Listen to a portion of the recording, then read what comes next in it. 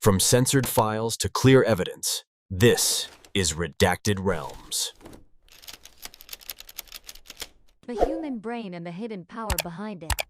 What if humans used 100% of the brain's power? Then the ability would far exceed current understanding or knowledge beyond the universe. Senses would be awakened and we would have superpowers to control matter, transform body shape, even read others' thoughts. Through hundreds of thousands of studies over many centuries, the human brain still holds many mysteries that cannot be fully explored. At least until now, what we know is that the brain is certainly more complex than even the most modern computer processors. So what is the hidden power in our skulls?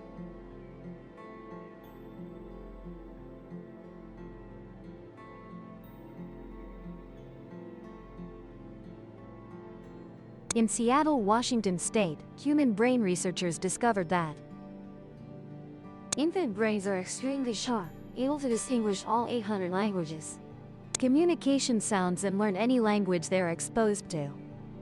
This means from a young age, we already have superior language learning ability.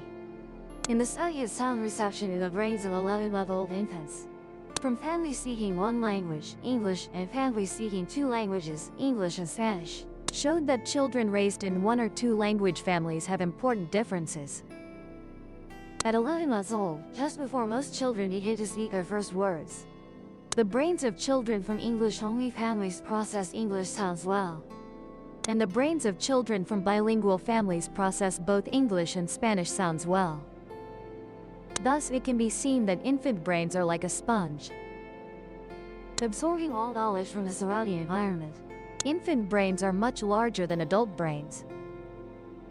Their brains account for 12% to 13% of body weight, weighing about 370 to 390 grams, while adult brains weigh 1,400 grams, accounting for 2.3 to 2.8% of body weight. Certainly any family with young children notices they constantly babble words that seem meaningless. But then at some point, they suddenly utter sentences with precise meaning. But what if children don't have learning opportunities? What will happen? Just like a sponge, the learning ability after 5 months also gradually decreases like a sponge that has absorbed too much water. Nothing harms children's brain development more than lack of stimulation. Conversely, appropriate abundant stimulation can create superior neural circuits. In one study, young rats were placed in 2 different environments. One rich environment with plenty of toys and obstacles. One impoverished environment with nothing. After 80 days, the stimulated ones had brains with heavier cortex, the part of the brain controlling memory and cognition, larger neurons, and more complex dendritic network development. This principle also applies to children's brain development. Scientists discovered some brain regions are larger and more developed in children who play musical instruments compared to those who don't. These regions include the cerebellum, which processes rhythm and timing, and the corpus callosum, which acts as a communication bridge between the left and right hemispheres. The above are just knowledge that surely everyone among us has heard of. But in reality, the supercomputer in each person's head is not that simple. Let's go back nearly 200 years to explore the brain and more miraculous things. In 1848, a man led a crew building a new railway in Cavendish, Vermont. His job was to stuff explosives into drill holes, then use an iron rod to push down and detonate to break rocks, clearing the way for new tracks. During one work session, he was careless and accidentally held the iron rod, striking the rock, creating sparks. The next day, the explosives in the drill hole unexpectedly detonated. The explosion caused an iron rod to shoot through Gage's left cheek, through his brain, and then exit his skull through the top of his head. Gage was thrown far away and lay convulsing on the ground. If witnessing that scene, I'm sure few people could believe he survived the accident because the image was too horrifying. But surprisingly, he suddenly regained consciousness shortly after, sitting upright on his ox cart during the 45-minute journey back to the hotel. Not only that, he also conversed normally with those around him. The iron rod was about 1 meter long, 3 centimeters in diameter, weighed 6 kilograms, still covered with brain matter and blood. The iron rod penetrated the skull, passed through the left brain lobes, destroying most of the brain, and pushed Gage's eyeball out of its socket. When examined by the doctor, Gage stood up too quickly and vomited. However, immediately after, he could still walk normally, and claimed he could return to work in just 2 days. When back in the hotel room, Gage lay on the bed for Williams and an assistant to treat the wound and bandage it. However, Phineas Gage only took about 10 weeks to recover, a short time compared to similar injuries, and he continued to live for another 12 years. So why, despite suffering such a severe brain injury, could he still speak normally? The team of doctors interviewing Gage's friends and family discovered the biggest change after the accident was his personality. Before the accident, he was very cautious, hardworking, and balanced. However, after the accident, he became erratic, rude, vulgar, impatient, indecisive, and acted more on instinct. Nevertheless, Gage's memory and intelligence were completely unaffected. This discovery helped researchers at the time understand that different parts of the brain are responsible for different aspects of life. And the brain region Gage lost was the one controlling personality and affected impulses. Moreover, the brain also has the ability to heal itself, continuously learn, and absorb what it is exposed to. The new personality traits appeared almost simultaneously with his recovery time. Now sit back and reflect on the mistakes of the past. Are you currently repeating them? The foolish things you did in your youth. Would you do them again? The brain is the same. It constantly changes every hour, every minute, every second. That's amazing. ISN. The more we explore questions about the brain, the more we see a complex maze of knowledge that cannot be fully solved. So for those with higher EQ and IQ than us, who could be considered geniuses compared to what is different about their brains compared to ordinary people? What in the brain makes them geniuses? On May 21, 2015, Tanis Abraham wore a bachelor's gown and received his American University diploma. It wouldn't be surprising to know that at this time the boy was only 11 years old. From a young age, Tanis Abraham had proven himself to be a prodigy. At age 2, he could already count to 100. By age 4, Tanis scored 99.99% on an intelligence test and joined EQMESA, an organization for people with high EQ. What's special about Tanis Abraham? Of course, we cannot directly study a living person's brain, because that violates ethics and personal rights. However, thanks to him and many other intelligent people, we know that intelligence isn't solely genetic, as his parents are very ordinary people. So if not from genes, then during development. What external influences did his brain undergo? Understanding this would surely lead to more geniuses appearing on the planet. The following story will certainly surprise you about the mysteries of our brains. There's one factor that helps create geniuses, which is the story of a man named Derek Amato. When born and growing up, he was a very ordinary person, but later became a genius at 40. Derek Amato is an American musician and pianist. He is famous not only for his ability to compose and perform on the piano, but also for suddenly achieving excellence in music, to the extent of being considered an unexpected musical genius. Born on November 19, 1966, in Colorado, in his youth, he was just an average student academically. As an adult, he worked various jobs to make a living, then became a marketing coach in Denver. In 2002, he became homeless after losing almost all his capital due to failed investments, sleeping in his car and at rest stops for 3 months while working. However, a sudden accident changed his life. In 2006, Derek Amato visited his parents in his hometown. He and his friends organized a small party near the swimming pool. Here, before the barbecue started, Derek Amato came up with a game and challenged his friends. Throw the ball into the middle of the pool and see who catches it before it touches the water. After saying this, Derek Amato set an example, jumping it. But when he jumped into the pool, he hit his head on the bottom. Blood flowed from his ear, and everything around faded. At this moment, his friends saw and quickly pulled him out of the pool. As soon as he was pulled up, he collapsed in the arms of his 2 friends Bill Peterson and Rick Stone, in a semi-comatose state. Amato's mother took her son to the emergency room, where doctors diagnosed a brain fiber injury. 35% hearing loss in the left ear and memory impairment. Seeing he was no longer critical, he was treated at home. 5 days later, when he felt recovered, Derek Amato decided to visit the friend who had safely brought him home after the accident at the barbecue park. Here, Amato saw a piano, was captivated, and really wanted to play. He sat down and suddenly, musical notes appeared in his head. His hands glided over the keys professionally, even though he had never played piano before. Thus, it can be seen that even if not a genius, latent potential can still emerge. So how to unlock this genius part? Do we need to strongly impact the brain or intentionally create accidents like him?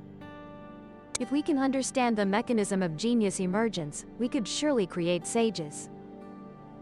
Like Newton, Einstein, or Picasso in just a few minutes.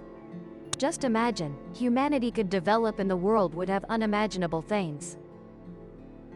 But what would the world be like if this secret fell into the hands of criminals? Everything has its good and bad sides. Surely you here have heard of criminals with extremely high EQ or at least watched movies about them. As in the movie Catch Me If You Can, if you've ever witnessed a genius mind capable of deceiving an entire country. From impersonating a doctor, a Pan American airline pilot, and Yogi a lawyer to pretending to be Professor Ringham Jones. All are professions requiring extensive specialized knowledge. That's the danger from fraud criminals possessing extremely high EQ. So what about murderers? Possessing a handsome face, polite gestures, a gentle voice, but hidden deep inside is a person with a perverted psychology. The character being referred to here is Ted Bundy. Before appearing in court, he confessed to committing 28 murders. But in reality, the estimated number of victims could reach hundreds. He approached victims with sweet words or pretended to be disabled or injured. At first glance, he seemed like a completely normal person. Police checking his background saw he had been a law student. With no prior criminal record, no one expected him to be such a person. Even more, he was so intelligent that he defended himself in court. And convinced his girlfriend to marry him even though she knew his crimes. So, the big question raised is whether murderers are born that way. Or if they have different brains from childhood or are influenced by their environment. Adrian Rain, a psychology professor at the University of Southern California, sought to answer these questions by studying the brains of 41 murderers. To observe the brain, he used X-ray techniques, positron emission tomography, and MRI. When combining these two techniques together, they helped him both identify brain structure and understand its functional activity. After comparing the brain functions of 41 murderers on probation, he found their prefrontal cortex was less flexible compared to ordinary probationers. This part of the cortex plays an important role in controlling and regulating human emotions. Accordingly, the instinctual part of this can become uncontrollable, easily emotional, impulsive. Behavior easily deviating from normal social and moral standards. One question raised is whether we can change the brain structure of these murderers and make them more honest. And if children are born with such brain structures, what will happen? The case of Ted Bundy with special brain structure and environmental factors certainly had a significant impact on him. Ted Bundy was born by Eleanor Louise Colwell at Elizabeth Lund Maternity Home.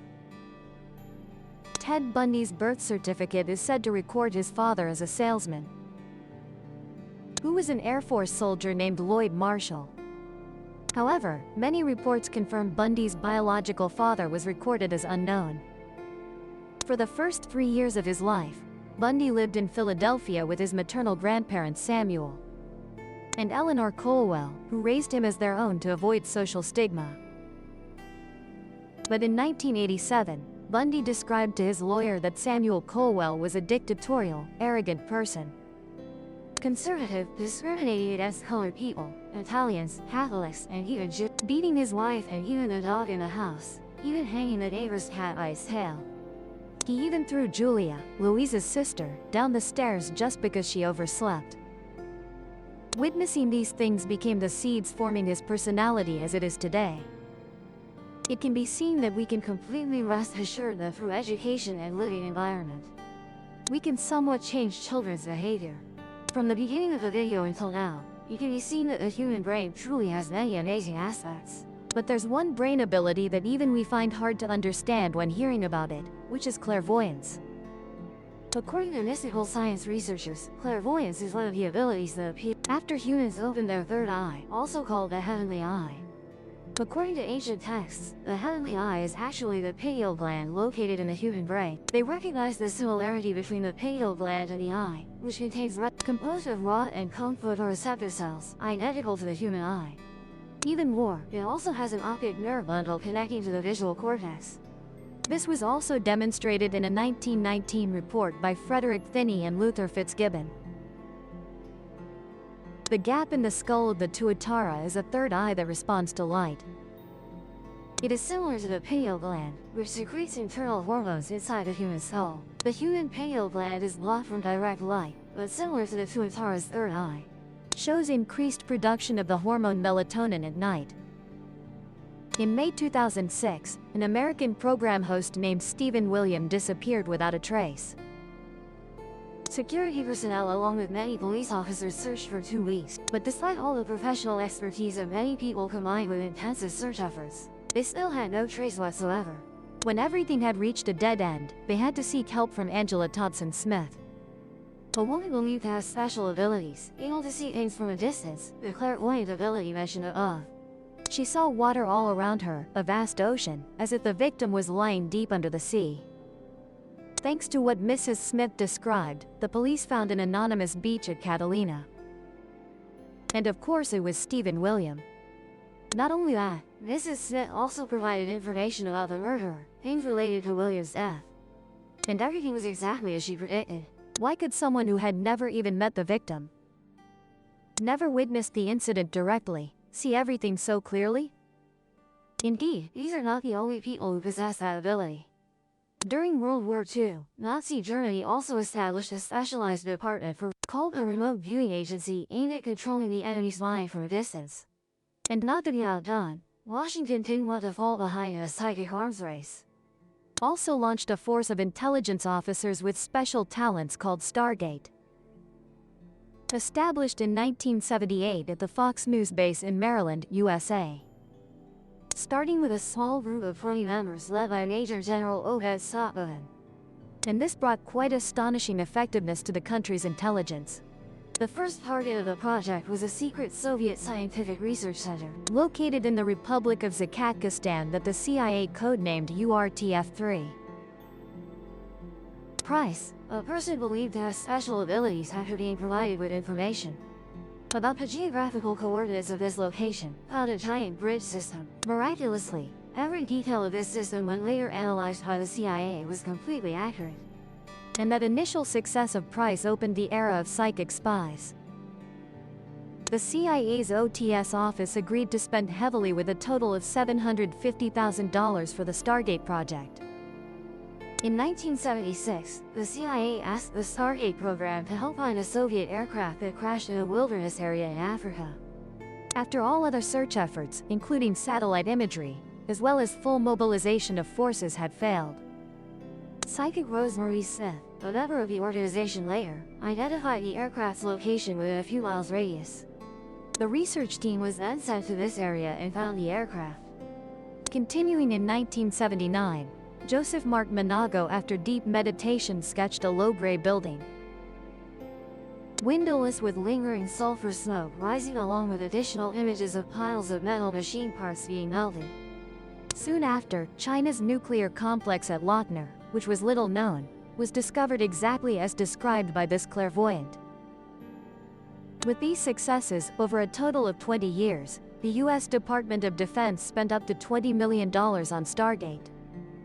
However, later, the Watergate scandal destroyed President Richard Nixon's political career, along with many other scandals that led to the organization's dissolution. It can be seen that clairvoyant ability has truly existed in this world for a long time, and our brains have surpassed surveillance machines, tracking devices, the most modern supercomputers. People with clairvoyant abilities have shared that to train this ability, they often sit in the quietest places. We can completely explore the incredible functions of the brain through practice. So, can what is explored be retained? And if unlocked, what might we have to exchange for it? With that information, can our brains remember and process such a massive amount of information? When it comes to storing memories in the brain, have you ever realized that sometimes you forget you've met someone somewhere before? Have you tried this dish? Or simply, what did you have for breakfast at this time last week? If we assume each neuron is a memory unit, our brains would quickly reach their limit. Professor Paul Rewire, a psychologist at Northwestern University, said our brains would soon run out of space. However, a million-dollar startup had a bold idea: upload all memories to a computer system, and that's even crazier. They decided to make humans immortal. Instead of keeping the physical body that ages over time, they want to upload all memories and emotions to a cloud system, and put everything into an avatar body. This is entirely feasible because there are many supporting systems available now. According to the published procedure, after an individual registers, the startup will send a medical team to perform the brain preservation process. Then, they will anesthetize and use a solution to preserve the brain, combined with freezing to keep the brain preserved permanently. That's only the first steps to becoming immortal. To complete the process, more complex scientific applications are needed. Starting with brain scanning technology, the connectome is what's giving scientists headaches at this stage.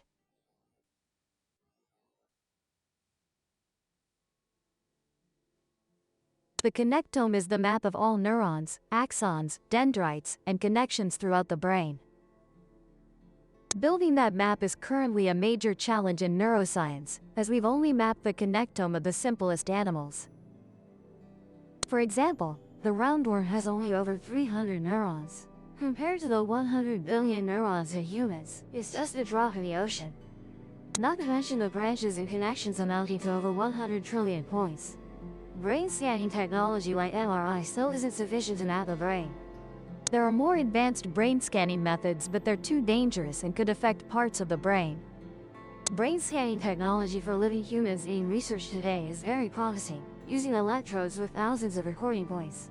However, the drawback is that it requires extensive surgery and is very invasive to the body. Electrodes placed precisely inside the brain will allow us to observe thousands of neurons simultaneously. But the total number of human neurons reaches nearly 100 billion. This is truly a challenging goal to achieve. If successful, we could convert all memories and emotions into data, equivalent to about 10 to the power of 213 units of computer data. Another thing is that current brain scanners can only observe individual neurons in real time. These obstacles force scientists to process slowly by hand. Therefore, to read the entire connectome network, we need a new type of machine to process them. However, I firmly believe that with the exponential development of science over the past decades, these things will be explored by scientists in the near future. But if we truly succeed in this matter, will what we upload to the computer really be us? Or just an empty avatar containing memories and emotions? Is it a consciousness, or does it only operate mechanically? Thousands of questions have been raised, and without experiencing it, we cannot know. It can be seen that the human brain has many truly special capabilities. We can visualize a place we've never been, they never met, or have deep knowledge about something we. If we know how to activate certain switches in the brain, we could certainly become people with special abilities that we never imagined. Do you find our brains special? In your opinion, what other capabilities does the complex brain in our skull have? Please leave your thoughts in the section below so I can know. Thank you for listening. Now goodbye and see you again. If this file opened your eyes, subscribe and open the next case.